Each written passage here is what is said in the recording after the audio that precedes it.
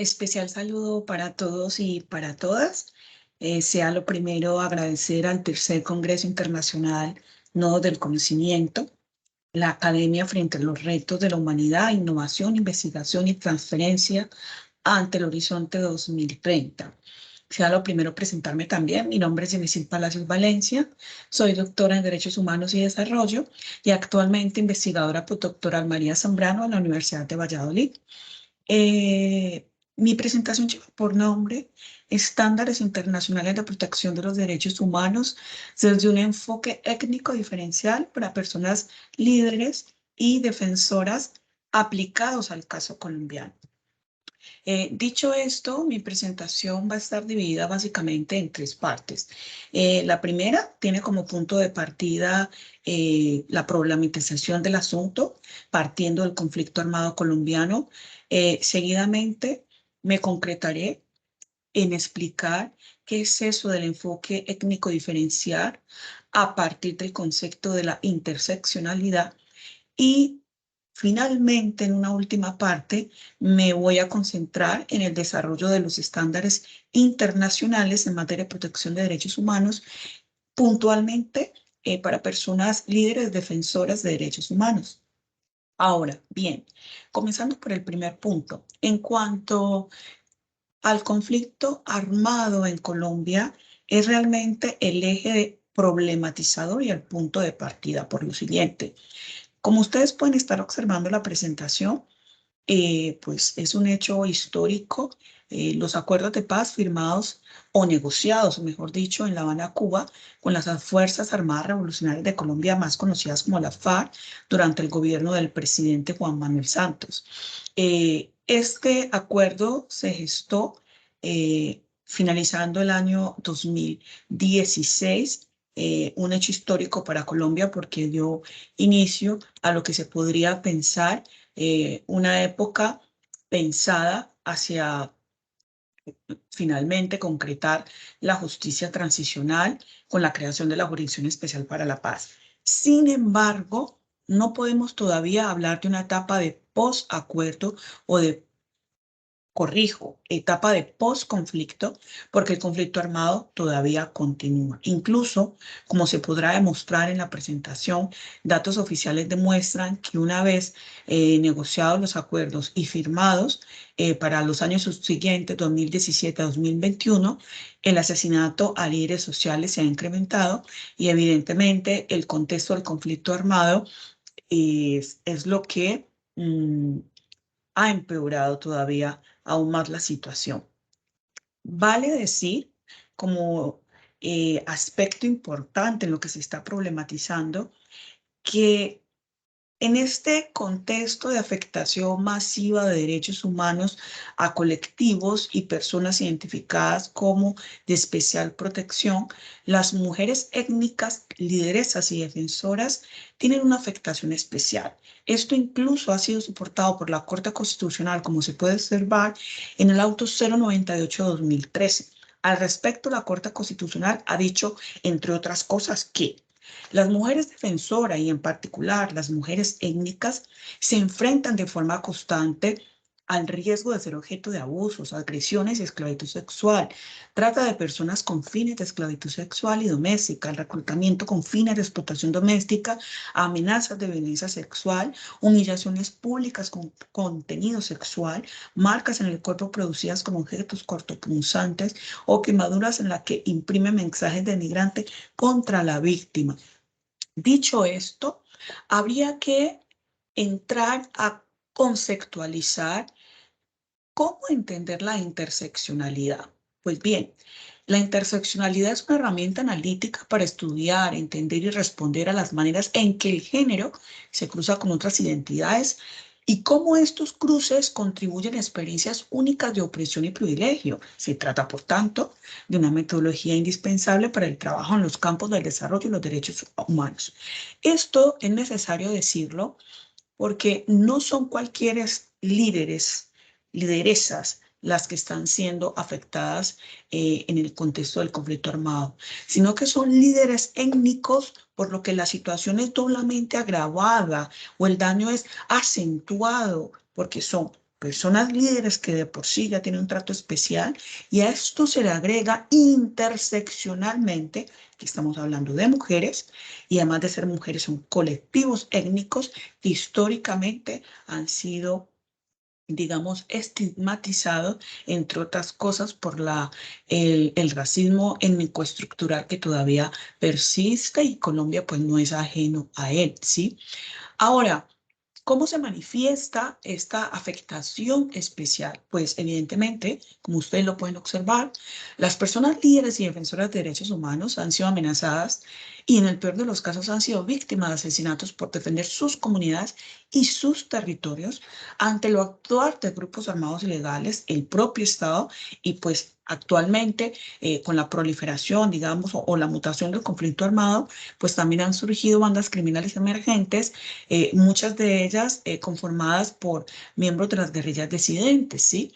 Entonces, esto hace que se, sea urgente el desarrollo en la creación o en la consolidación de la Jurisdicción Especial para la Paz, o de la implementación, si se puede decir de alguna manera, de la justicia transicional, de medidas de protección que tengan un enfoque étnico diferencial para atender a estas afectaciones o a estas vulneraciones que padecen las personas líderes y defensoras de derechos humanos.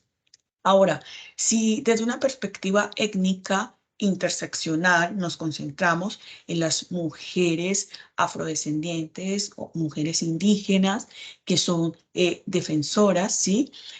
Tendríamos que decir que la forma de violencia se manifiesta en que evidentemente encarnan riesgos de género que no enfrentan los defensores varones en la misma proporción, debido a los enfoques o a los roles preestablecidos que subvaloran y degradan la condición femenina, ¿sí?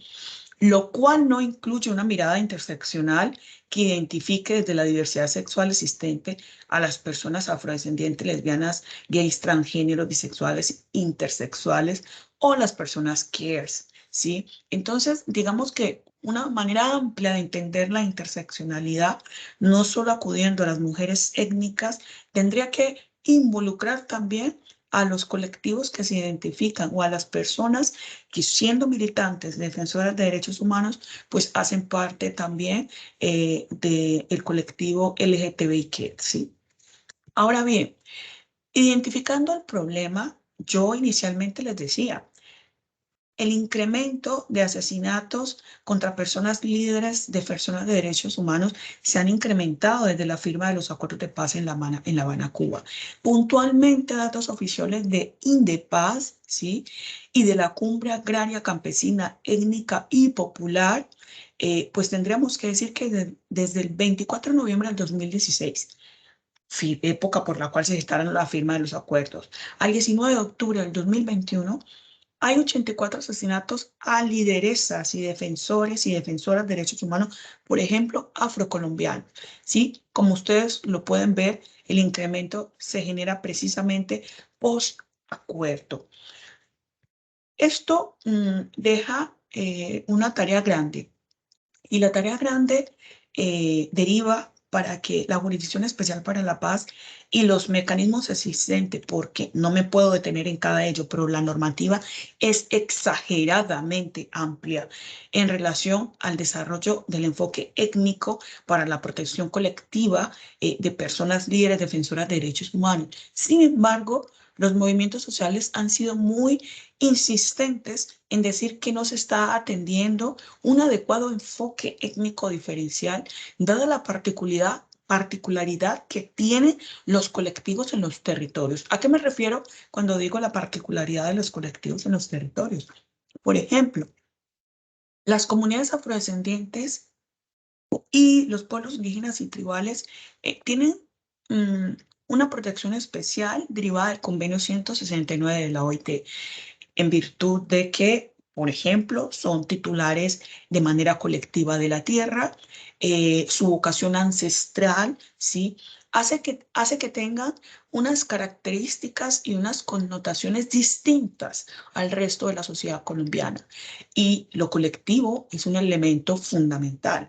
A esto se le agrega, por ejemplo, que suele ocurrir que se encuentren familias numerosas, familias extendidas, familias amplias, grandes, conformadas por amplios números en lo cuantitativo, y desde lo cualitativo, pues lo ancestral también arroja un elemento único a toda la colectividad que en un momento dado se puede ver afectada en el contexto y en razón del conflicto armado. Por ejemplo, el calificativo de tribal, como ustedes lo pueden ver en la presentación, pues también es un elemento que si se agrega a los rasgos culturales, a las tradiciones y demás, pues amerita un estudio diferencial. A este respecto, por ejemplo, las comunidades afrocolombianas de la cuenca del río Cacarica, puntualmente en Corbarado y Juamandó, Jiguamiandó, se han autoidentificado como pueblo tribal, ¿sí? Y paradigmáticamente han sufrido daños a un nivel tal que sus afectaciones han tenido que llegar al Sistema Interamericano de Protección de Derechos Humanos, ¿sí? Y pues a través de un caso específico, pues no solo se sancionó al Estado colombiano en el contexto, en razón del conflicto armado, sino que se tuvieron que tomar medidas cautelares para, desde una protección étnico-diferencial, garantizar los derechos humanos desde una faceta colectiva en estos territorios. Primeras conclusiones que se pueden extraer a raíz de los estándares del sistema interamericano, que a continuación desarrollaré a mayor profundidad, y a partir de lo dicho por la Corte Constitucional. El territorio tiene una connotación muy importante, muy profunda, que va más allá de simplemente contar con un lugar para vivir y sostenerse. El territorio igualmente es una expresión de su memoria colectiva, de su concepción de libertad. Por eso, al hablar de territorio no se hace referencia solo a los títulos colectivamente reconocidos, sino a la ancestral, a la ancestralidad, ¿sí? A lo que culturalmente identifica a estas comunidades. El territorio también es una concepción integral que incluye la tierra, la naturaleza y las relaciones de interdependencia entre los diversos componentes que confluyen, ¿sí? En un todo armonioso, digamos, como un sistema integrado entre las comunidades, la naturaleza, que les sirve para subsistir y muchas veces del bancoger de lo que ellas mismas, siembran para su supervivencia, ¿sí? Por citar un ejemplo. El territorio también hace parte de los usos y costumbres vinculados al hábitat que las comunidades afrocolombianas, y no solo las afrocolombianas, digamos también los pueblos indígenas, pues han tenido por siglos, por centurias, y de esa manera pues se materializa el saber ancestral. Ahora sí, puntualmente, en relación a los estándares internacionales, no solamente en el Sistema Interamericano de Protección de Derechos Humanos, sino también en relación al sistema universal.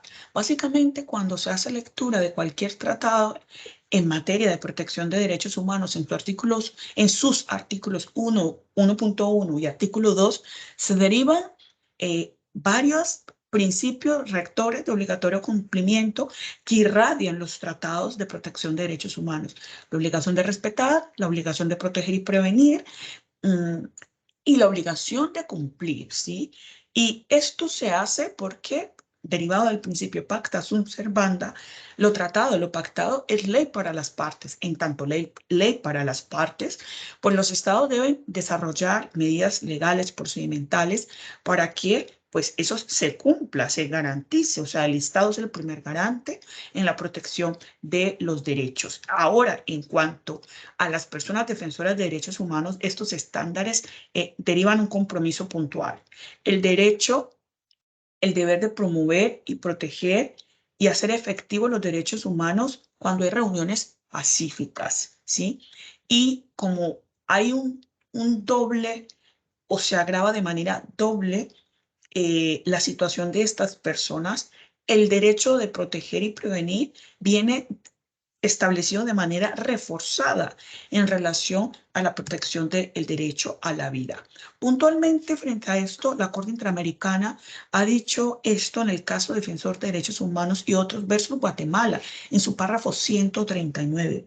Los deberes de adoptar medidas de prevención y protección de los particulares en sus relaciones entre sí se encuentran condicionados al conocimiento de una situación de riesgo real e inmediato para un individuo o grupo de individuos determinado, o a que el Estado debió conocer dicha situación de riesgo real e inmediato y las posibilidades razonables de prevenir o evitar dicho riesgo. Ahora, en el ámbito universal hay una declaración específica para las personas defensoras, declaración sobre el derecho y el deber de los individuos, los grupos y las instituciones de promover y proteger los derechos humanos y las libertades, muy conocida en el argot popular como la Declaración sobre los Defensores de los Derechos Humanos. En el sistema universal, además de esta declaración, pues hay observaciones generales, algunas derivadas del Comité de Derechos Humanos y puntualmente en relación al derecho a la vida que han establecido, que ha dicho el comité, que pues los estados tienen el deber inter alias de proteger, ¿sí? O exigir, ¿sí? Con diligencia debida, la adopción de medidas positivas razonables que no les impongan una carga desproporcionada ante amenazas a la vida y que sean razonablemente previsibles y por tanto, pues el deber de diligencia debida se presume de los estados cuando son personas que están en un elevado riesgo, como es el caso de las personas defensoras. Este estándar de debida diligencia de manera reforzada respecto de la prevención y protección de mujeres, por ejemplo, contra la violencia de género y para lideresas y defensores de derechos humanos, se entiende acatado y entendido así por los estados. Ellos, en tanto, tienen la obligación de adoptar todas las medidas que sean necesarias desde una perspectiva interseccional en la que se tengan en cuenta estos diferentes ejes de vulnerabilidad. No siendo más, estas son las principales conclusiones con las que llego mi investigación de manera parcial, que como decía al inicio, soy investigadora postdoctoral María Zambrano, y estas reflexiones hacen parte del proyecto de investigación actualmente en curso que está asociado a los derechos humanos de las víctimas en el contexto del conflicto armado y a la luz del proceso de justicia transicional.